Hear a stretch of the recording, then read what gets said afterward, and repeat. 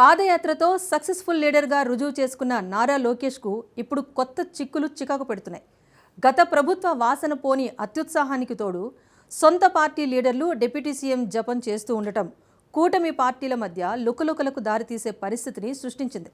జాతీయ స్థాయి లీడర్లు సైతం అనుమానంతో చూసే పరిస్థితి కనిపించడంతో విదేశాల్లో ఉన్న చంద్రబాబు వెంటనే కల్పించుకొని గట్టిగానే క్లాస్ స్పీకర్. దీంతో వివాదానికి బ్రేక్ పడినా అది తాత్కాలికమే అన్న అనుమానాల నేపథ్యంలో నారా లోకేష్ మరోసారి స్పందించారు. తలపండిన లీడర్ల ఫుల్ క్లారిటీ ఇచ్చారు. పార్టీలో గుర్తింపు రావటం లేదనే అసంతృప్తితోనో సులభంగా పదవులు దక్కించుకోవాలనే ఆరాటంతోనో డిప్యూటీ సీఎం పదవి జపం చేయొద్దు అంటూ సవినయంగా మనవి చేసి పరిణతి చెందిన లీడర్లకు గుర్తుకు తెచ్చారు.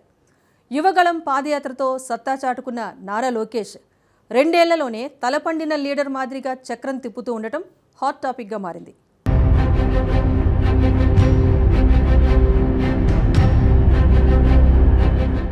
జగన్ పాలనపై సమరశంఖం పూరించిన రాష్ట్ర రాజకీయాలను మలుపు తిప్పిన చారిత్రాత్మక యువగళం పాదయాత్ర చేపట్టి జనవరి 27తో 2 ఏళ్లు పూర్తవుతుంది. రాష్ట్రంలో 5 కోట్ల మంది ఆశలు, ఆశయాలను ప్రతిబింబిస్తూ కుప్పం శ్రీ వరదరాజస్వామి పాదాల చెంత నుంచి 2023 జనవరి 27వ తేదీన పాదయాత్ర ప్రారంభించిన నారా లోకేష్ యువగళం పూర్తయ్యేసరికి రాష్ట్ర రాజకీయ చిత్రపటాన్నే మార్చేసే స్థాయికి ఎదిగినట్లు రుజువు చేసుకున్నారు. భయంగా అభద్రతా భావంతో నిరాశ నిస్పృహలతో కొట్టుమిట్టాడుతున్న ప్రజలకు నేనున్నానంటూ జనంలోకి వెళ్లిన ఆయన రాష్ట్రంలోని 11 ఉమ్మడి జిల్లాల్లో 97 అసెంబ్లీ నియోజకవర్గాలు, 232 మండలాలు, మున్సిపాలిటీలు, 2097 గ్రామాల మీదుగా 226 రోజుల పాటు పాదయాత్ర చేశారు. మొత్తం 3132 కిలోమీటర్ల మేర పాదయాత్ర సాగింది. ప్రజల కష్టాలు తెలుసుకుంటూ వారిని ఓదారుస్తూ భగభగమనే మండు టెండను లెక్క చేయకుండా వర్షం కురిసినా తడుచుకుంటూ ప్రజల కన్నీళ్లు తుడుస్తూ సాగిన యువగళం పాదయాత్ర ప్రజల్లో ఏ మేరకు చైతన్యం రగిలించిందో ఎన్నికల ఫలితాలు రుజువు చేశాయి.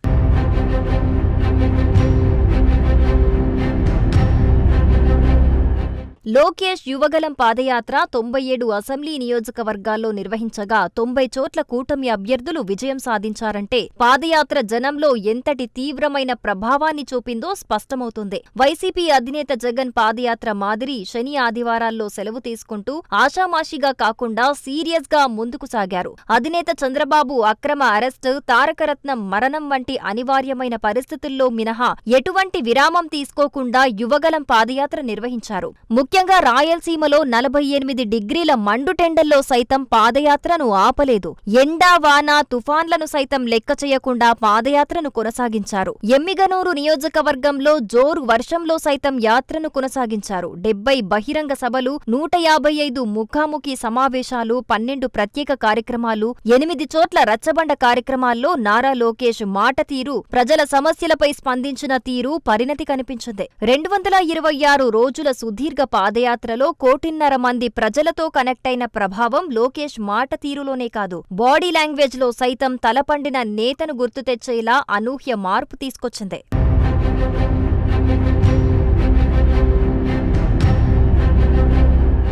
లోకేష్ యువగళం పాదయాత్రతో జగన్ ప్రభుత్వ పెద్దల్లో వణుకు పుట్టించింది. తొలి రోజుల్లోనే చిత్తూరు జిల్లాలో ప్రచార రథం మొదలు కూడలి ప్రదేశాల్లో ఎత్తు కోసం నిలబడే స్టూల్ వరకు అన్నీ లాక్కుని గొంతు నొక్కే ప్రయత్నం చేశారు. లోకేష్ ఏ మాత్రం వెన్నుచూపలేదు. గట్టిగా గళం వినిపిస్తూ రెట్టింపు ఉత్సాహంతో ముందుకు సాగారు. కుప్పంలో యువగళం పాదయాత్ర మొదలై తంబలపల్లి నియోజకవర్గానికి చేరేలోగా ప్రతి 20 కిలోమీటర్ల ఒకటి చొప్పున మొత్తం 25 కేసులు బనాయించారు. ఇందులో లోకేష్ పైనే 3 కీలక కేసులు నమోదు చేశారు. దారి మధ్యలో ఫ్లెక్సీలు చించి అపహాస్యం చేయటం, రాళ్లు రువ్వటం వంటి కవ్వింపు చర్యలకు పాల్పడిన పసుపు సైనికులు ఎక్కడా సంయమనం కోల్పోకుండా ముందుకు సాగారు. వాలంటీర్లను రెచ్చగొట్టి తిరిగి వారిపైనే తప్పుడు కేసులు పెట్టించారు. 40 మంది యువగళం వాలంటీర్లపై నాన్ బెయిలబుల్ కేసులు పెట్టి రాజమండ్రి జైలుకు పంపిన ఘటనతో పాటు గన్నవరం నియోజకవర్గంలో విదేశాల్లో ఉన్న వారితో సహా 46 మంది కీలక నాయకులపై తప్పుడు కేసులు పెట్టటం అప్పటి అధికార పార్టీ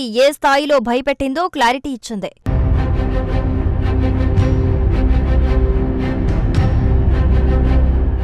లోకేష్ పాదయాత్రను ఆపటం సాధ్యం కాదనుకున్న అప్పటి వైసీపీ ప్రభుత్వ పెద్దలు ఏకంగా చంద్రబాబును అరెస్టు చేయించి 79 రోజుల పాటు జైల్లో నిర్బంధించారు. దీంతో లోకేష్ తన పాదయాత్రకు బ్రేక్ వేయాల్సి వచ్చింది. తర్వాత నవంబర్ 27న పునఃప్రారంభమైన యువగలం 2.0లో ప్రజలు గతం కంటే రెట్టించిన ఉత్సాహంతో పాల్గొన్నారు. ఎన్నికలు సమీపించటంతో ఇచ్చాపురం వరకు చేయాలనుకున్న యువగలం పాదయాత్రను అనివార్య పరిస్థితుల్లో విశాఖ జిల్లా అగనంపూడి వద్దే ముగించారు. పాదయాత్రలో లోకేష్ కు బ్రహ్మరథం పట్టిన లక్షలాది ప్రజలు కూటమిగా ఎన్నికల బరిలోకి దిగిన టీడీపీ, జనసేన, బీజేపీ అభ్యర్థులను కనీవినీ ఎరుగని మెజారిటీతో గెలిపించారు. అంతేకాదు 5 ఏళ్ల అరాచక పాలనతో ఎంతగా ఇబ్బంది పడ్డామో గట్టిగా చాటేలా వైసీపీ పార్టీని పాతాళానికి తొక్కేసిన వైనం అందరం చూశాం.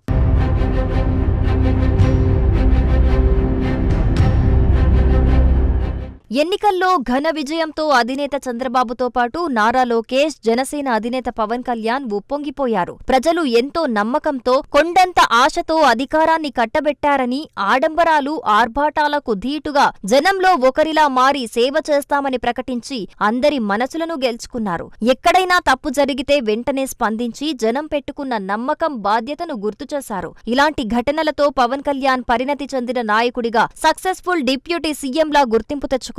మరోవైపు లోకేష్ సైతం మంత్రిగా తలపండిన రాజకీయ భీష్మాచార్యులే ఆశ్చర్యపోయేలా జనంలో ఒకడిలా మెలుగుతూ అసలు సిసలు నాయకుడంటే లోకేష్ అన్నట్లు పరిణతిని చాటుకున్నారు. అయితే చంద్రబాబు సమక్షంలోనే కడప జిల్లాలో డిప్యూటీ సీఎం జపం మొదలుపెట్టగా 2 రోజుల్లోనే అది రాష్ట్రమంతా వ్యాపించింది. సైలెంట్ గా ఉన్న జన సైనికుల్లోనూ కదలిక రావటంతో నెట్టింట రకరకాల ఊహాగానాలు వండివార్చి ఎక్కడెక్కడికో ముడిపెట్టటంతో కూటమి పార్టీలో లుకలుకలు మొదలయ్యాయన్న అనుమానాలు రేకెత్తించింది. అనేక రకాల అభూత కల్పనలు నెట్టింట వండివార్చడమే పనిగా పెట్టుకోవటం గుర్తించిన చంద్రబాబు డ్యామేజ్ కి బ్రేక్ వేసినా ఆఫ్ ద రికార్డ్ గా ఇప్పటికీ మాట్లాడుతూనే ఉన్నారు తెలుగు తమ్ముళ్లు. ఈ నేపథ్యంలో పార్టీ క్యాడర్లోనూ సంయమనం పాటించి కూటమి పార్టీల సఖ్యత కొనసాగే పరిస్థితి తీసుకురావటం లోకేష్ కు సరికొత్త సవాల్గా మారింది.